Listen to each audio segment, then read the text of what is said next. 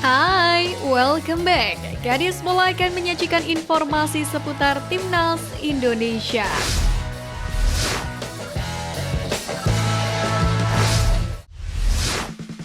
Perjalanan Timnas Indonesia di gelaran Piala AFF U19 edisi 2024 masih terus berlanjut.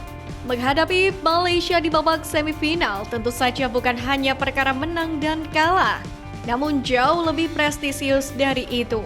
Hal ini tak terlepas dari sejarah kedua negara yang selalu saja bersaing di berbagai bidang, termasuk sepak bola. Bahkan bisa dibilang, meskipun Indonesia telah berkali-kali mencapai final AFF dan mengalami kekalahan, namun hal itu tak sebegitu menyakitkan ketika kalah dari Malaysia. Mungkin memang benar, Indonesia bisa kalah dari tim manapun asalkan bukan dari Malaysia. Karena jika sudah berhadapan dengan Malaysia, bukan lagi masalah menang dan kalah, namun juga sudah masuk ke ranah gengsi maupun kebanggaan sebagai sebuah bangsa. Maka dari itu, Timnas Indonesia U19 harus waspada menghadapi Malaysia di semifinal Piala AFF U19 2024 kali ini. Apalagi statistik Harimau Malaya di fase grup begitu mengerikan. Harimau Malaya menjadi tim yang paling produktif dalam mencetak gol. Selain itu, mereka juga solid dalam bertahan. Akan tetapi, kita tetap harus yakin bahwa Chance Riven dan kawan-kawan bisa mengatasi Harimau Malaya muda.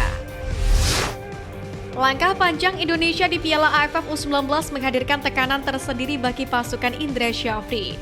Selain laga yang dihadapi semakin sulit, musuh-musuh yang dihadapi juga mengundang gengsi.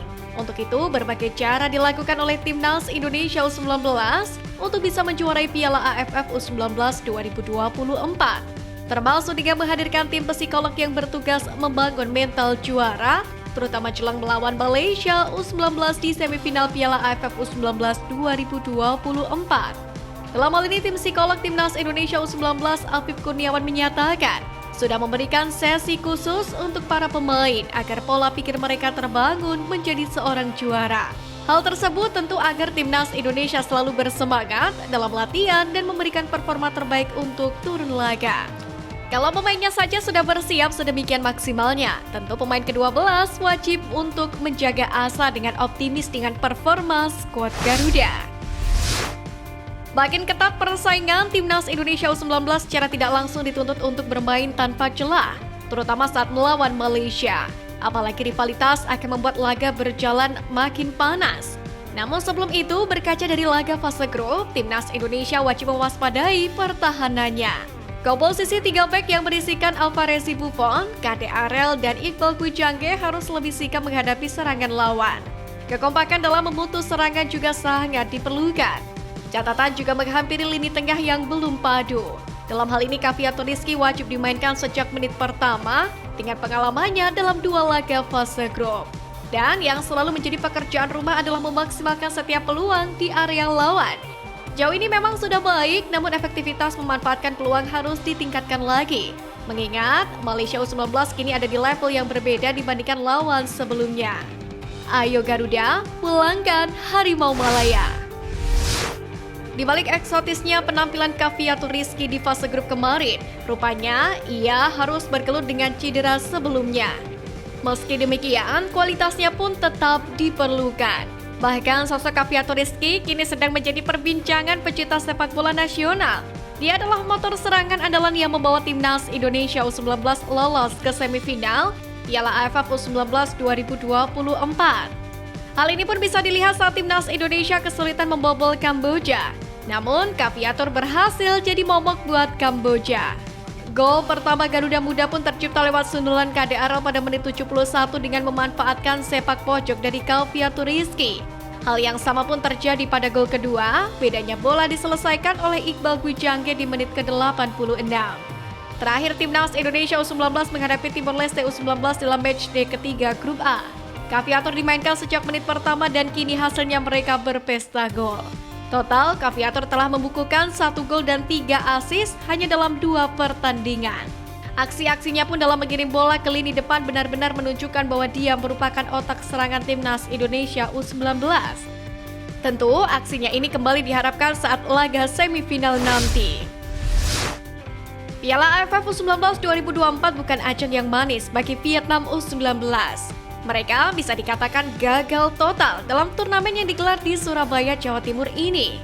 Timnas Vietnam U19 gagal lolos ke semifinal Piala AFF U19 2024. Mereka hanya bisa meraih 4 poin dari 3 laga. Bahkan saat menghadapi timnas Australia U19, The Golden Star Warriors benar-benar dihajar dengan skor telak 2-6.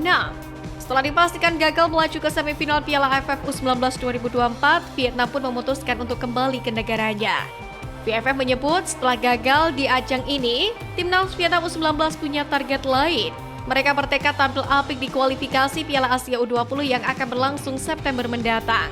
Bahkan skuad The Golden Star Warriors akan berkumpul pada Agustus nanti.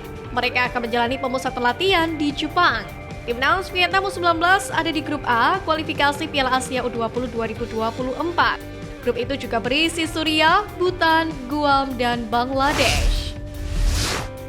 Bek kiri timnas Indonesia Calvin Verdonk baru saja menjalani sesi latihan pramusim bersama NEC Nijmegen. Klub itu menjalani sesi 8 hari di Austria, tepatnya di Sonnenblick Alpen Resort yang memiliki udara sejuk dan pemandangan yang indah. NEC Nijmegen sendiri akan menjalani satu laga uji coba jelang bergulirnya Eredivisie 2024-2025. Calvin Verdonk dan kawan-kawan terlebih dahulu akan menjalani Olympiakos sebelum benar-benar bertarung di ajang resmi. Sementara itu, Calvin Verdonk sendiri masih terikat kontrak dengan NEC Nijmegen. Kontrak terkininya bersama klub itu akan berakhir pada musim panas 2025. Calvin sendiri sempat mengungkapkan keinginan meninggalkan NEC Nijmegen beberapa waktu yang lalu, di mana pemain berusia 27 tahun itu berniat bermain di luar Belanda. Namun sampai saat ini kabar itu tampak menguap begitu saja. Sang pemain sepertinya akan bertahan di Belanda bersama dengan klubnya saat ini. Lebih dari itu, aksinya bersama timnas Indonesia di lanjutan kualifikasi Piala Dunia 2026 sudah dinanti oleh seluruh warga Indonesia. Diungkapkan oleh pakar transfer Italia Fabrizio Romano, Emil Audero segera resmi gabung Como 1907 pada Jumat 26 Juli. Como 1907 sendiri menatap serius musim 2024-2025 setelah promosi ke Serie A. Jika gabung Como 1907, Emil Audero pun akan bermain bersama klub yang berbau Indonesia dalam 2 musim terakhir ini.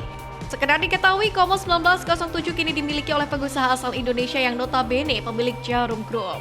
Alhasil, salah satu netizen di media sosial menilai Emil kebangetan jika tidak mau memperkuat timnas Indonesia. Sebab dalam 2 musim terakhir karir Emil Audero dinilai sudah dibantu sosok yang berbau Indonesia. Di tengah masih rumitnya proses Martin Paes, secara tidak langsung banyak yang berharap Emil Audero pun mau dinaturalisasi menjadi WNI. Timnas Indonesia membutuhkan kiper jempolan di babak ketiga kualifikasi Piala Dunia Zona Asia. Pelatih Australia U19 Trevor Morgan memberikan respon terkait selebrasi kontroversial para pemain U16 kala mengalahkan Timnas Indonesia U16 di babak semifinal Piala AFF U16 2024. Trevor menyebut bila dirinya bersama anak asuhnya berdalih tidak mengetahui insiden yang dilakukan para pemain Australia U16. Pelatih Australia U19 itu mengatakan bahwa apa yang dilakukan para juniornya itu tidak ada sangkut pautnya dengan anak asuhnya saat ini. Namun akibat aksi menyulut tersebut, Ketum PSSI pun ikut mengobarkan misi balas dendam kepada setiap kontingen Australia, yakni untuk Indonesia bisa tampil maksimal dan mengalahkan The Socceroos. Merespon pemberian Golden Visa ke ayahnya Sintayong, anak Sintayong Shin Jae-won mengatakan Indonesia merupakan rumah kedua bagi keluarga mereka. Komentar si Jae-won itu pun mendapatkan puluhan ribu like dari netizen dan kemungkinan akan terus bertambah. Beberapa orang pun juga membalas unggahan itu. Ngopi sini di Cidadap, kata netizen dengan akun Akra Velberg. Sintayong sendiri merupakan pelatih yang amat dicintai pendukung timnas Indonesia. Bahkan di antaranya meminta pemerintah untuk mengangkat STY jadi PNS karena perannya yang begitu berpengaruh. STY datang pada Januari 2020 dan kontraknya sudah diperpanjang sampai dengan 2027.